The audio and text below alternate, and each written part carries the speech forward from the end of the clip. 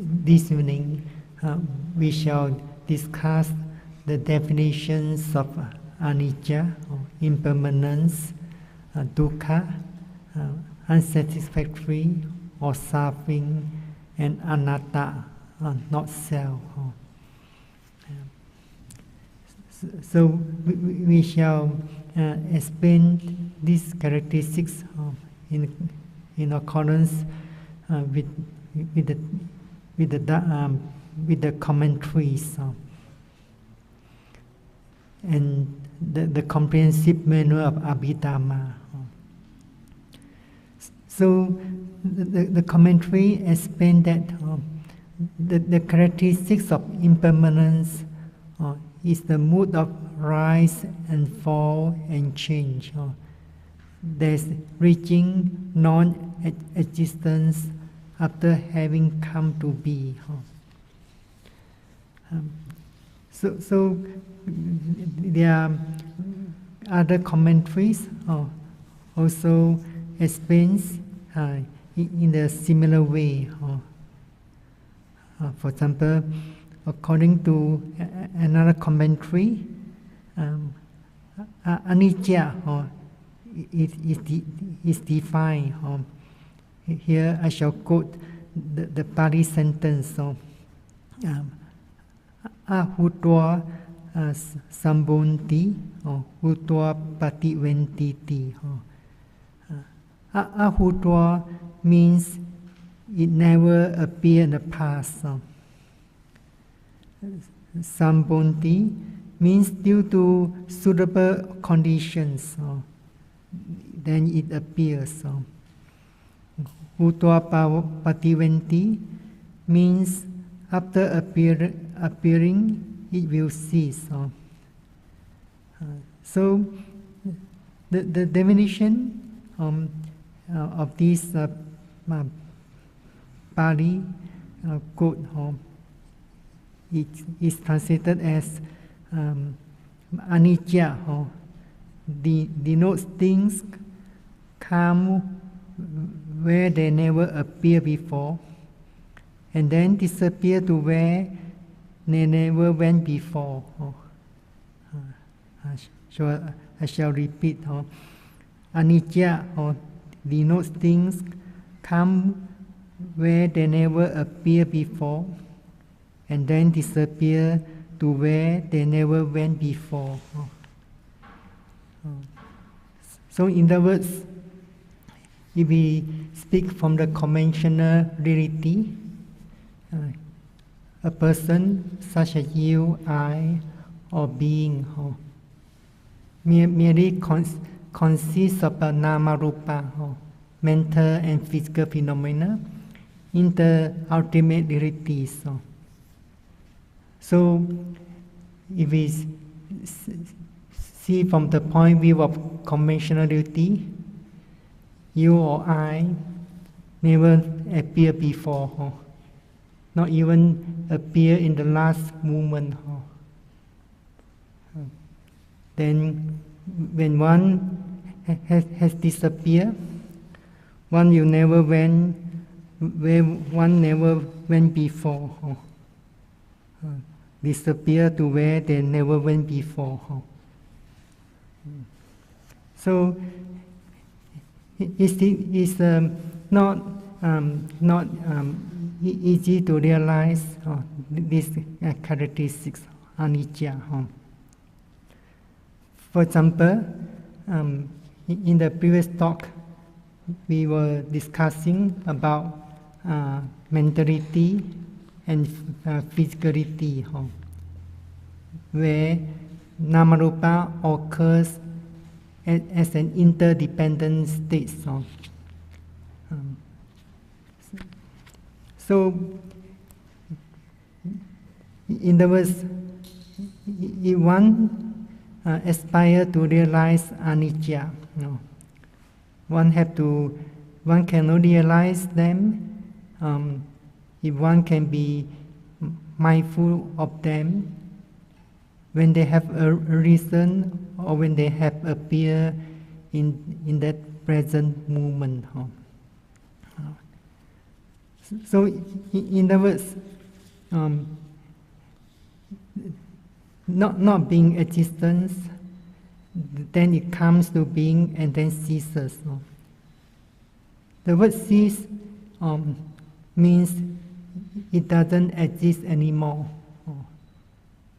You cannot say that when a phenomenon had disappeared, then when there's a suitable condition, this phenomenon will appear again.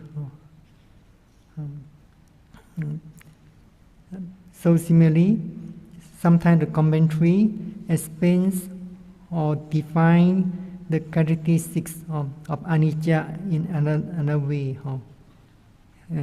You say that non-existence after having been is the characteristics of impermanence. So when a condition, phenomenon has passed away, you cannot say this phenomenon had gone to somewhere or being stored in somewhere, and then when there's a condition, this phenomenon will appear or will arise again. So this is the characteristics of impermanence. Then the characteristics of suffering is the mood of being continuously oppressed by rise and fall. Or in other words, the nature of being constantly oppressed by the instant arising and passing away. So it is explained in the scriptures and commentaries that what is impermanent is suffering. So when meditators experience painful sensation, they may not yet experience dukkha or suffering. There are three kinds of dukkha or suffering. The first is dukkha, or intrinsic suffering. For example, you experience pain on your legs or any part of bodies. So this body pain is merely dukkha. Everyone experiences this kind of pain, this kind of suffering. It's not difficult to understand this suffering, dukkha. Then the second type of dukkha is viparinama dukkha. There's dukkha due to change. So happiness, as you know, happiness also subject to change. Similarly, the good experience of meditation, either samatha meditation, or concentration meditation, or vipassana meditation, insight meditation, also subject to change. Sometimes during the practice of mindfulness meditation, insight meditation, meditators also experience calmness, and the mindfulness is strong, and the mindfulness is able to mindful and note various phenomena, one after another, very rapidly. And meditators also can realize their true nature clearly. So sometimes meditators take delight in their own experiences. Sometimes they take delight in their own experiences. They forgot to mindful of that feeling of delight. Sometimes they begin to enjoy the experiences or the calmness and so on. So they forgot to mindful and know it. So sometimes they forgot to mindful note the feeling of delight or enjoying their practice, the experiences and so on. When they were not so careful, they could not sustain the virya. Gradually, mindfulness becomes weaker.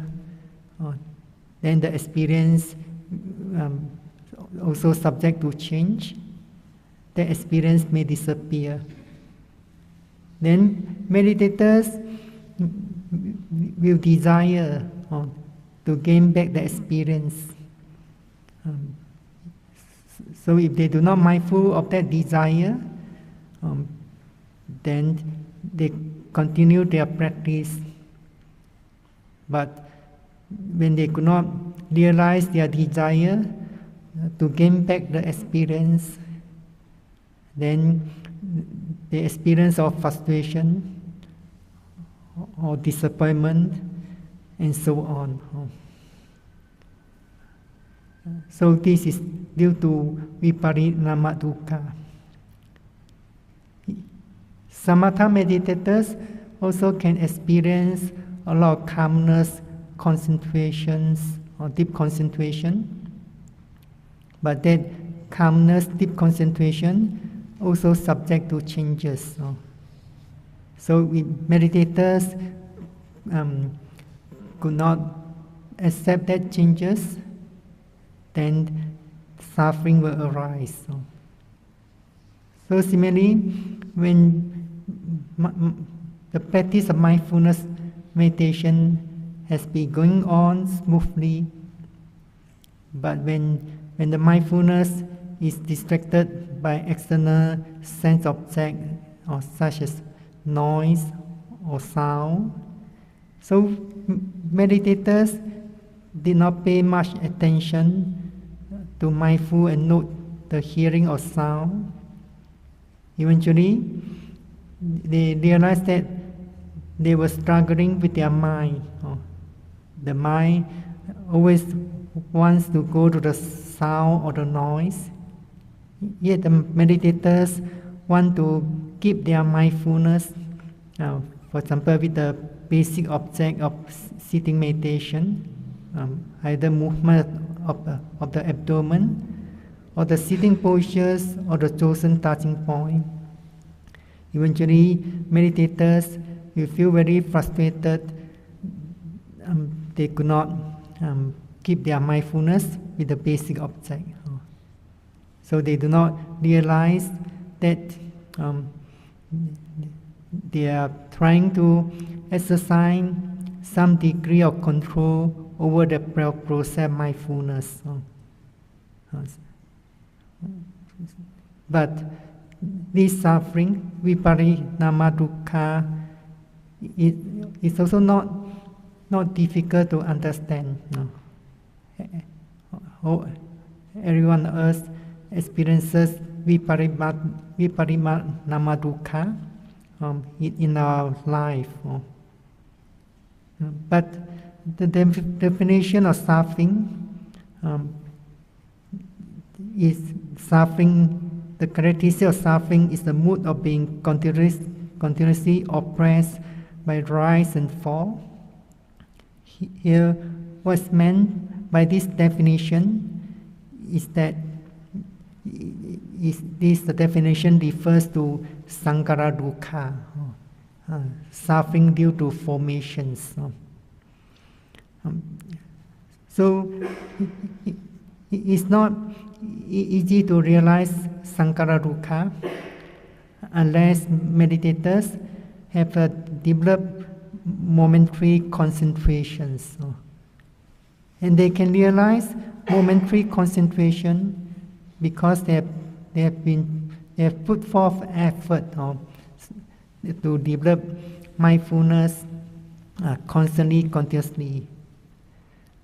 So, in the words, in this practice of mindfulness meditation, insight meditation, when meditators are able to put forth effort in the practice, then the mindfulness will become more and more constant and continuous. So when the mindfulness is constant and continuous, then the results or the effect is deep meditators shall be able to attain deeper and deeper concentration. So the concentration that should be realized by mindfulness meditators is a Anicca samadhi or vipassana samadhi, momentary concentration. So that momentary concentration gives rise to wisdoms, or wisdom that realizes the true natures of mental and physical phenomena through personal experience. So this momentary concentration is not shallow.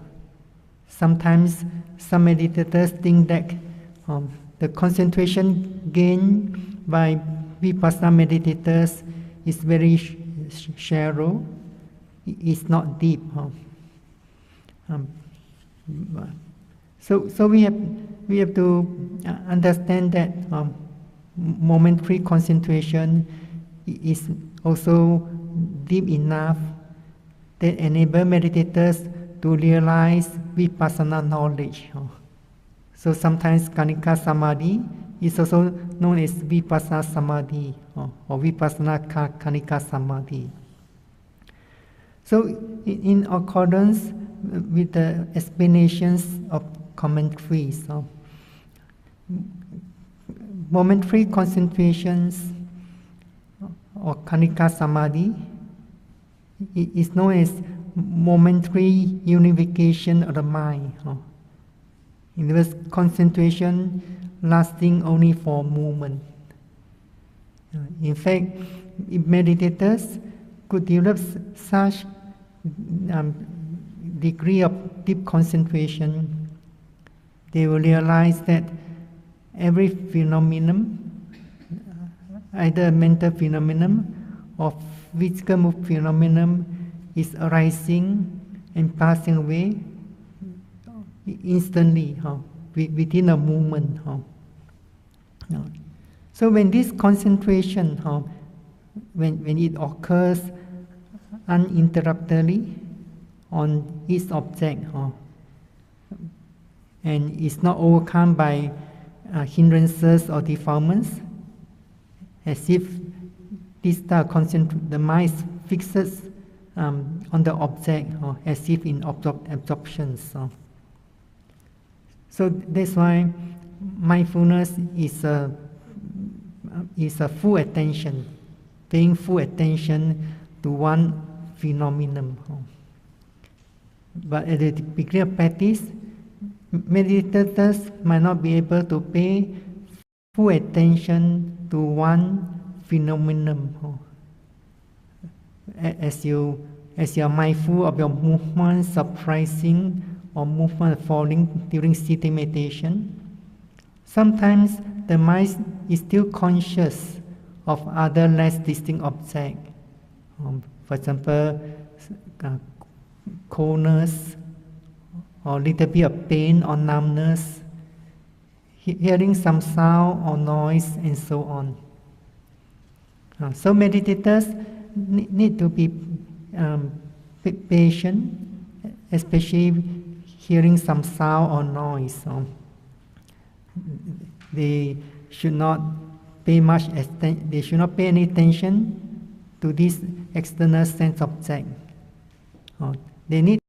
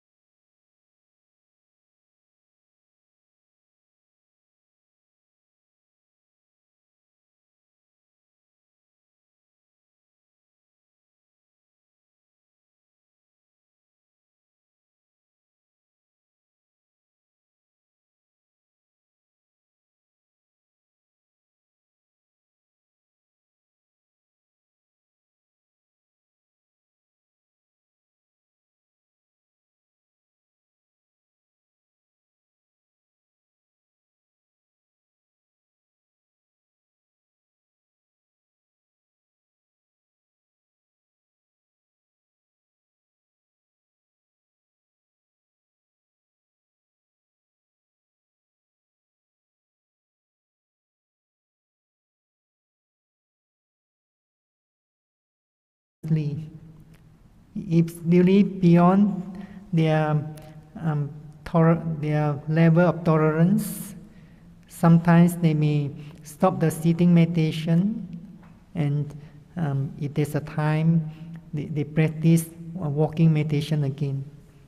But when meditators are able to develop more and more patience and tolerance, eventually they shall be able to sit longer and longer and able to realize the true nature of the pain. Painful sensation, or for example body pain, is merely an experience of undesirable sensation. It's merely an experience of undesirable sensation. And when meditators can realize that it's merely an experience of undesirable feeling, and they could sustain effort and know it more attentively, then they realize the painful sensation doesn't last that long. Sometimes merely lasts more than a moment or second.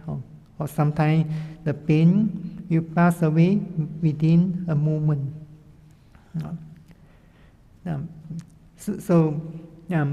Meditators have to bear in mind, dukkha here means sankhara dukkha.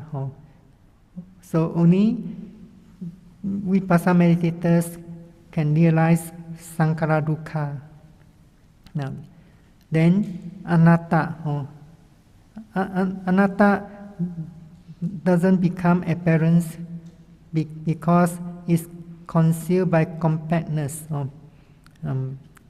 Compact means meditators cannot see the material elements clearly. They think this something that's very compact or very solid. But when meditators can see clearly the four material elements, then they realize that there's no self except this body is merely consists of four material elements.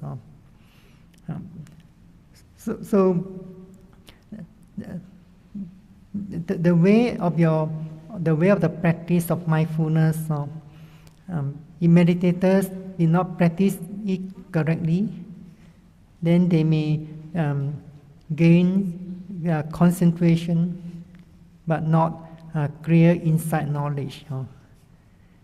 So that's why meditators have to realize that they have to see this nama rupa, mental and physical phenomena, as a conditioned phenomena. Although in the text as well as the commentaries say that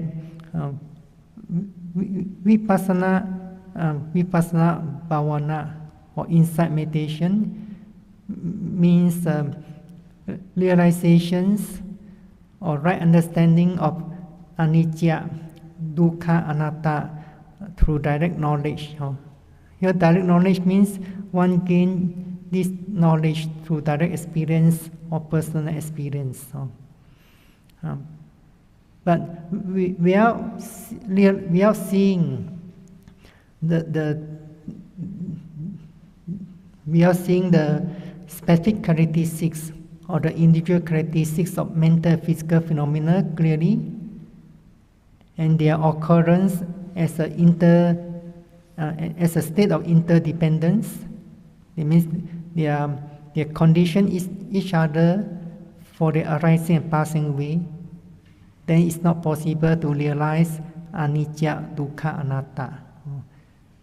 So meditators must be clear about the path to develop vipassana.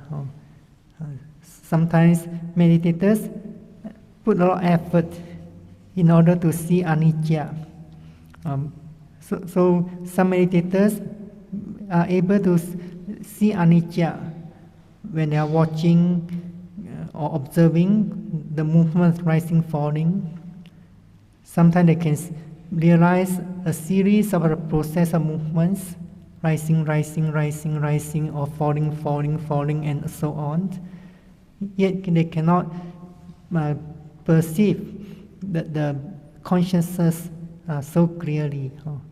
They might have the idea that there's only a single process of awareness or mindfulness that has been mindful of various processes of rising movements or few processes of falling movements and so on. So that's why without seeing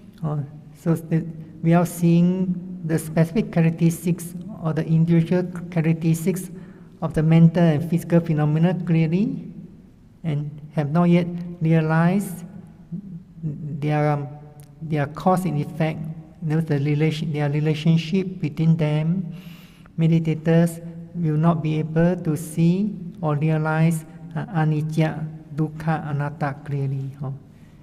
So in fact, when meditators can realize one of the common characteristics, for example, anicca clearly, completely, the meditators also realize dukkha and anatta. Sometimes some mindfulness meditators, vipassana meditators say that they could see anicca and dukkha, but they cannot see anatta. If they cannot see anatta, in other words, they also could not realize anicca and dukkha. We do not see anicca, dukkha, anatta at three separate times. Sometimes meditators think that I shall put effort to realize anicca clearly. Later on they say, I want to see the dukkha. This is not a correct saying. Because every phenomenon has these three characteristics. They doesn't appear separately. So if meditators can see anicca completely or thoroughly, actually they come to realize dukkha and anatta as well. For example, when meditators can see anicca clearly, can they find a self? They could not find a self, because what they realize is the instant arising and passing away of mental and physical phenomena.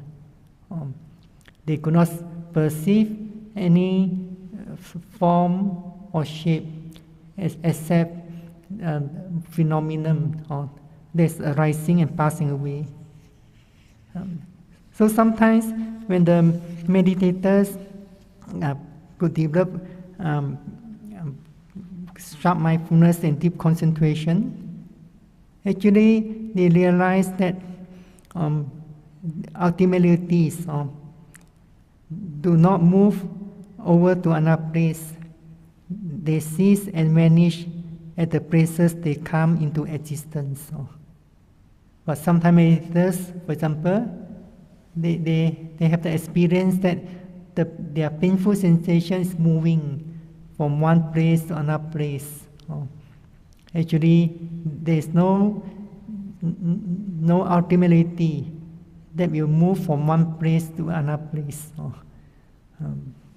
So meditators need to develop sharper mindfulness and deeper concentration.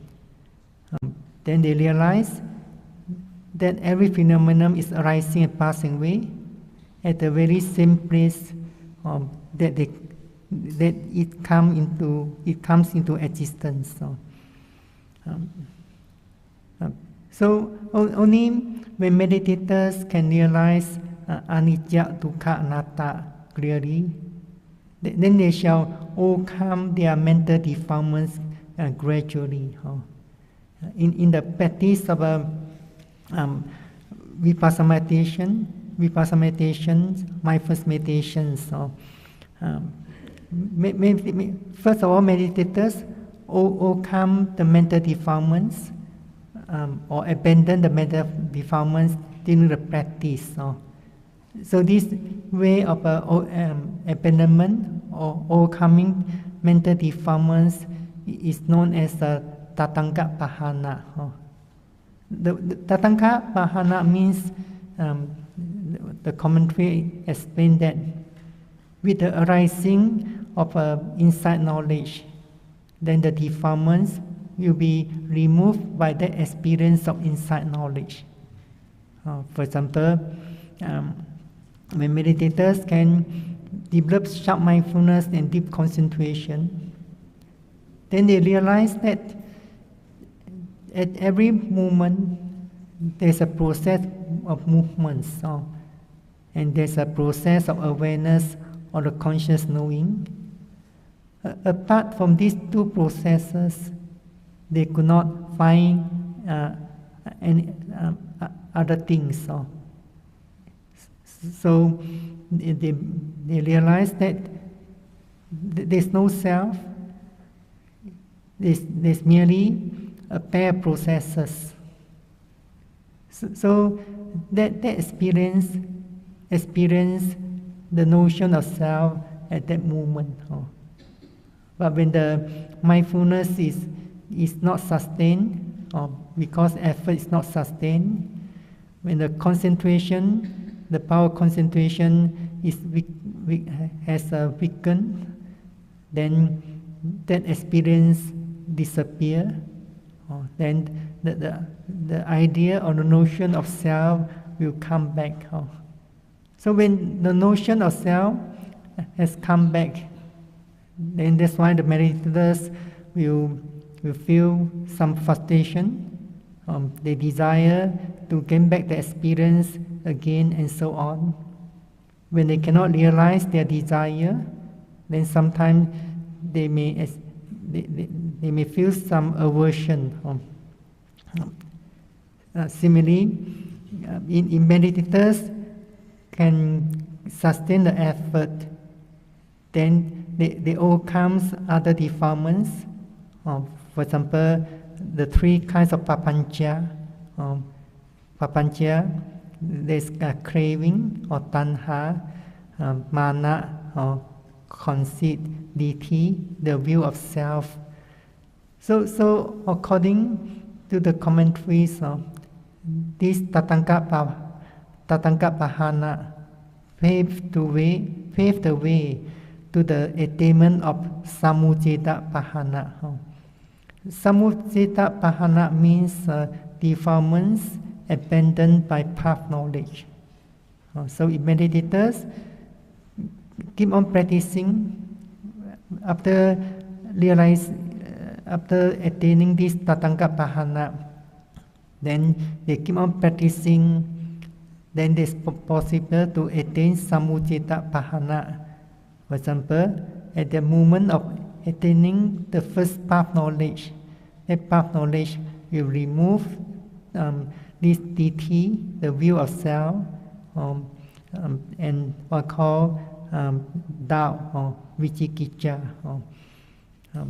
But sometimes some teachers and commentaries also explains Tatangka Pahana as a partial removal. So how does this come to be? For example, take a memory or a painful memory. As you know, sometimes the mind likes to think of the past or the future. The mind is hardly staying in the present moment. It's the nature of the untrained mind.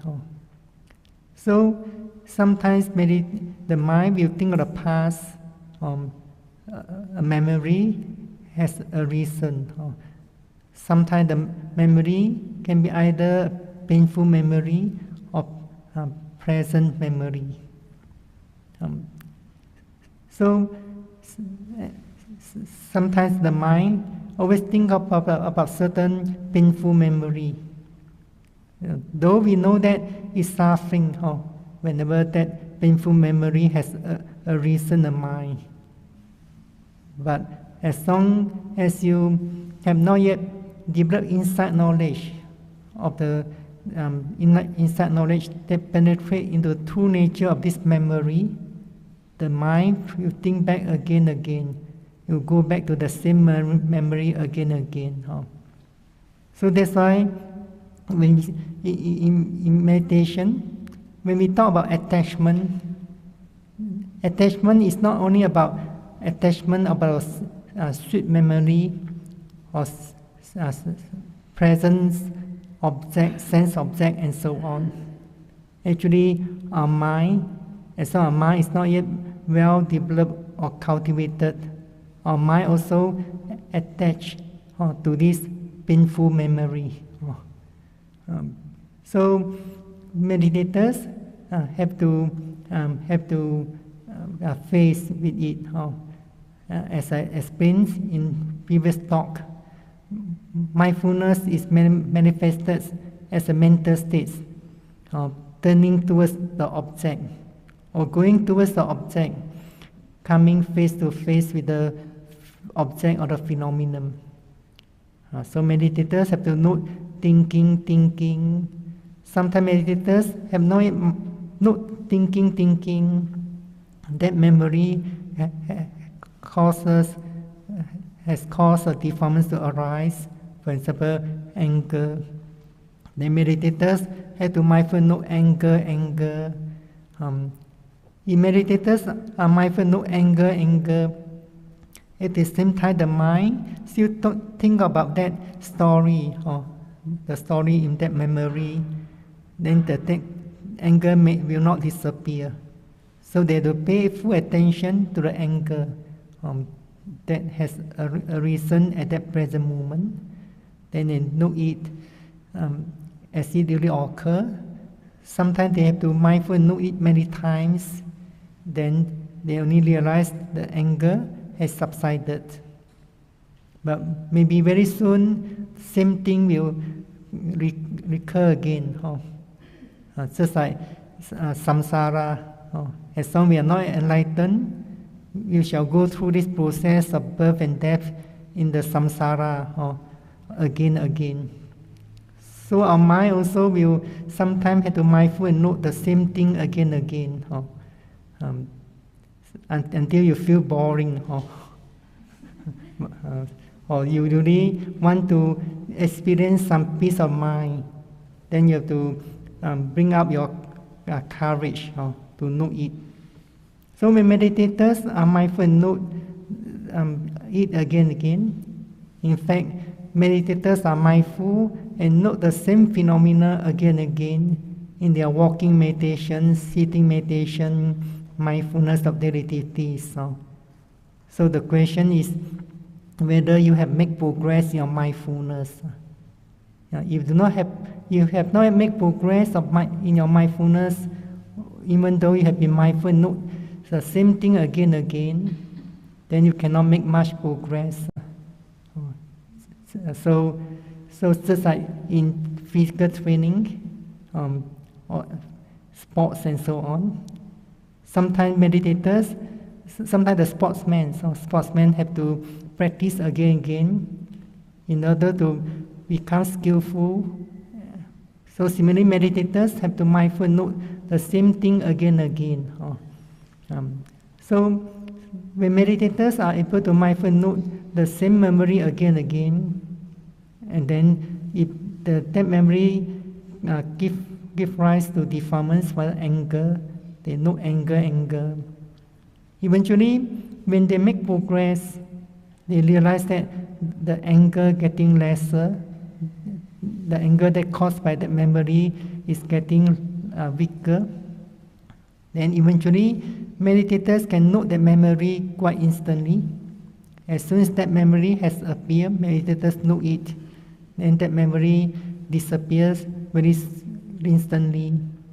Then meditators realize that there is no anger arising due to that memory. Why? There is no anger arise at a time. It's because meditators have realized that the memory is not a permanent process. It's merely a mental process that has arisen and then pass away by itself. So meditators realize that meditators can't attach or cling to anything that is not permanent. We can cling to something or attach to something because we take it as something that's permanent or everlasting. So meditators can realize that this phenomenon, this memory, is not a permanent process. There's no self or an I. It's merely a thinking process, and meditators can mindfully know it instantly. Then anger will not arise. In fact, the immediate cause of mental defilements or unwholesome deeds, according to teaching, is due to the wrong view of self, or the notion of self. The immediate cause of arising of defilements and other wholesome deeds is due to this notion of self, I, you, and so on. So this way of overcoming defilements, some teachers explain it as partial removal. So when meditators purposely think back of that memory, recall back the memory, the mind sometimes seems like calm, not reacting to that memory. But defilements can still arise when there are other disagreeable sense objects come into contact with the mind. But if the meditators keep on practicing, applying the mindfulness on it, then this sense object will not cause the arising of defilements. Or if the any defilement does arise, the defilements will not be strong. So that's why it's important to mindful of the mind, mindful of the contact with the sense object and so on, especially any sense object that can arouse the arising of a mental defilements. So the purpose of practicing mindfulness meditation is to remove or to abandon the mental defilements. So when you practice mindfulness meditation well, you realize that your mind becomes more peaceful or calmer. But if you practice concentration meditation, you may not able to experience calmness, peacefulness all the time. By practicing concentration meditations, meditators can suppress the mental defilements from arising whenever they have developed strong concentration. But as soon as they have stopped the practice, concentration also disappear. The concentration will disappear gradually. So concentration is not last forever. So that's why sometimes meditators did not mindful of the distraction, then defilements can arise. So this is the definitions of the three characteristics of Anicca, Dukkha, and Anatta. So the most important factor to realize, in order to realize Anicca, Dukkha, Anatta, is what we call conditionality. So the phenomenon, that's why we always remind meditators to live at the present moment. The phenomenon that has arisen, that has appeared at that moment, can be taken as object mindfulness.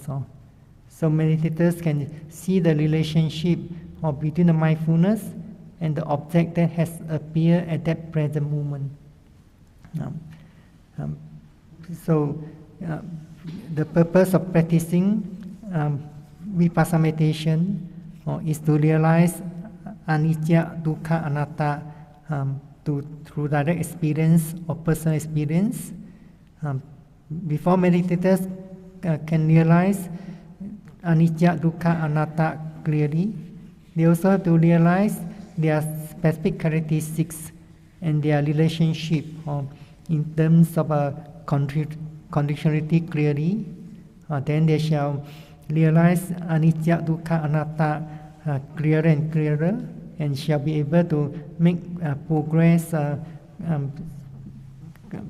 more progress, and shall attain path knowledge eventually. So I wish meditators are able to rightly understand the correct way of developing mindfulness, the correct technique of cultivating mindfulness, so that mindfulness will lead to concentration and clear insight knowledge, and eventually you attain their spiritual goals. There's attainment of enlightenment eventually, and live in ultimate bliss and happiness.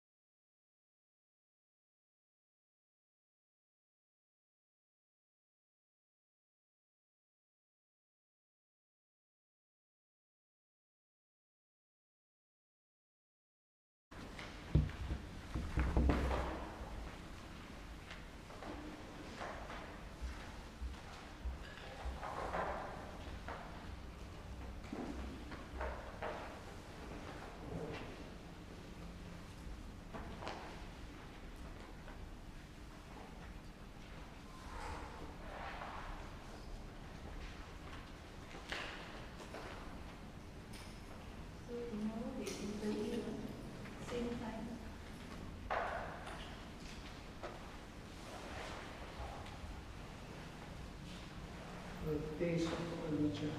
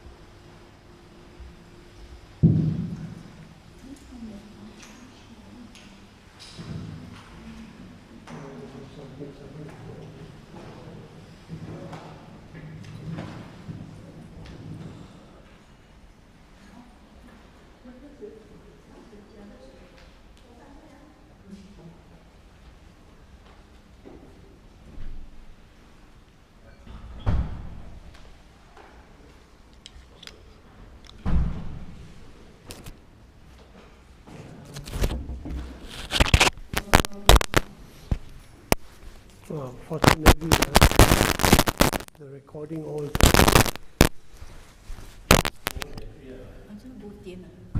No, something wrong. Something wrong. I think the battery, you on it charging together.